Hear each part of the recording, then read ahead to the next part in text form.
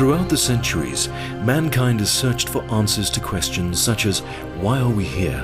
What is the nature of God and the world around us? And is there life after death? But perhaps the ultimate of all such questions relates to our own eternal reality.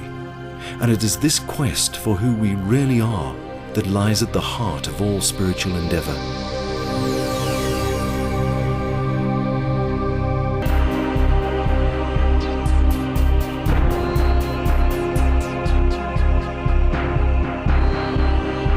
India, the world's 6th largest country with more than 1 billion inhabitants, an enchanting land filled with great vestiges of divine inspiration. It's here that sages and philosophers like Adi Shankracharya, Swami Vivekananda, and the poet Saint Kabir have delved deep into this mystery called life. Proponents of the Hindu philosophy of Advaita, they held that our real nature is divine. God is our innermost self, an underlying reality that exists in every being. The basic teaching is that we should awaken ourselves from the mistaken belief that we exist as separate individuals.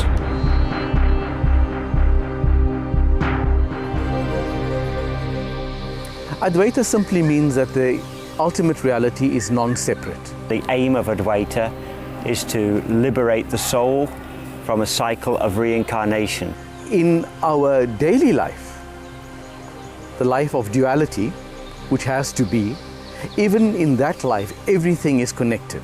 The path towards salvation is through knowledge. Knowledge of the self and the realization that one's soul or self or Atman is non-different, absolutely identical with the absolute self.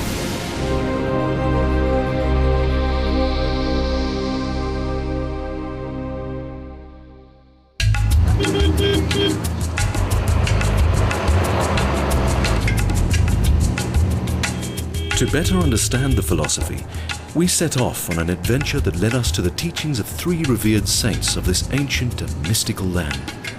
Our first destination was the small city of Tiruvannamalai in the south of India, where we had arranged to meet David Godman. David is regarded as the foremost contemporary author on the lives of some of India's famous mystics, including the great sage Ramana Maharishi.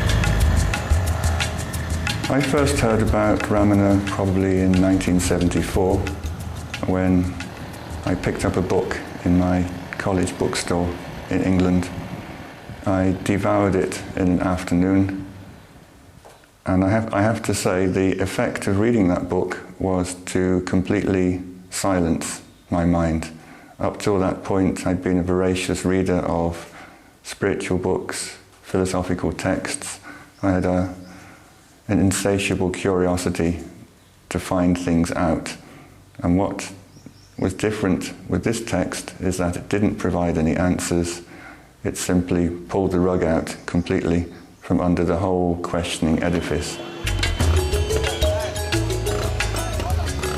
David's first encounter with the teachings of Ramana Maharishi was so profound that he was irresistibly drawn to India. This fateful expedition was to be a major turning point on his own journey of discovery, and he now calls India his home.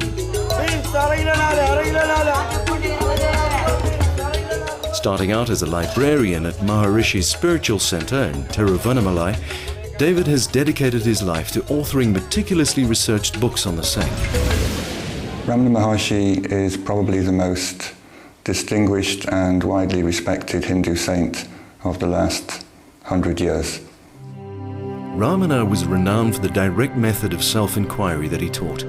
He said that we exist as the supreme self at all times, and that we need only awaken to this reality by seeking the true source of abiding happiness, our own inner self. Ramana's insights have provided answers to seekers all over the world, but what was the story that led the Maharishi to these eternal truths? Venkataraman, later to be known to the world as Bhagwan Sri Ramana Maharishi, was born in 1879 in a small town near Madurai in South India on a day sacred to the Hindu god Shiva.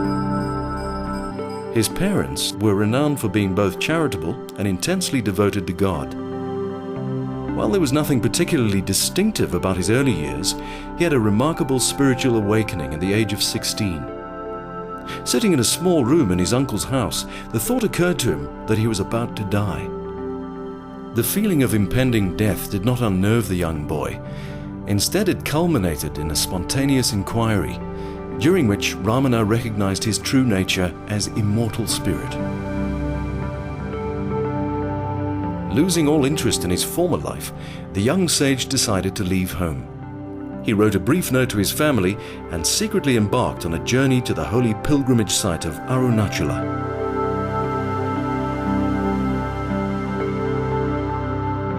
After an epic and eventful train ride, Ramana arrived at the city's main temple. Although it was closed at the time, all the doors are said to have miraculously opened as the sage made his way to the innermost shrine. The temple became the first place of residence for Ramana. Here, he sat for long periods of time, deeply absorbed in the bliss of the self. So complete was his disassociation with his physical body that he remained oblivious, even after being assailed by street urchins and insects.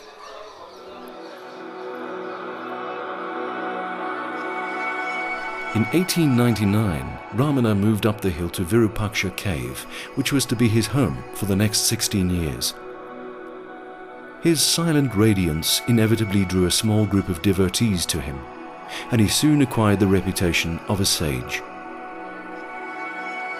Shortly after being joined by his mother in 1914, Ramana moved further up the hill to Ashram, a larger site built by one of his disciples. When his mother passed away in 1922, Bhagwan made his final move to the foot of the Arunachala mountain, where his mother had been laid to rest.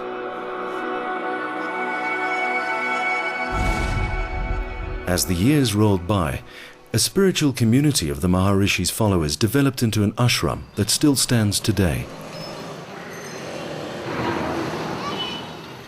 At the heart of the Ramana ashram is a small meditation room in which pilgrims would come to seek Ramana's guidance in their spiritual pursuits. For many visitors, the all-pervading silence of Bhagwan was sufficient to enable a direct experience of the self. Now this hall was, I think for everyone concerned, a truly magical place. I've come across so many accounts of people who were attracted to Ramana or merely came to see him casually, who came to Ramana Ashram, and this would be the place where they would have their first meeting, mostly. They would come with questions, they would come with problems, they would come with headfuls of ideas, and the most common response was that everything they brought with them simply disappeared. Whoever was in the hall, it is Bhagwan's presence dominated, regardless of which person came. That was a natural state. The passage of time has done little to diminish the Maharishi's transformative energy, which is still tangibly felt by devotees today. I stood before that couch where he used to sit, and then I have found my Guru. And then the questions which had been troubling me for thousands of years were answered in a minute by his silence. Why, how, I can't say, because Bhagavan is basically an inner Guru. For those seekers who were unable to grasp the Maharishi's silent teachings, he recommended a simple method of self-inquiry, whereby attention is continually brought to the feeling of I within. Ramana said, "I exist is the only permanent self-evident experience of everyone. Nothing else is so self-evident as I am.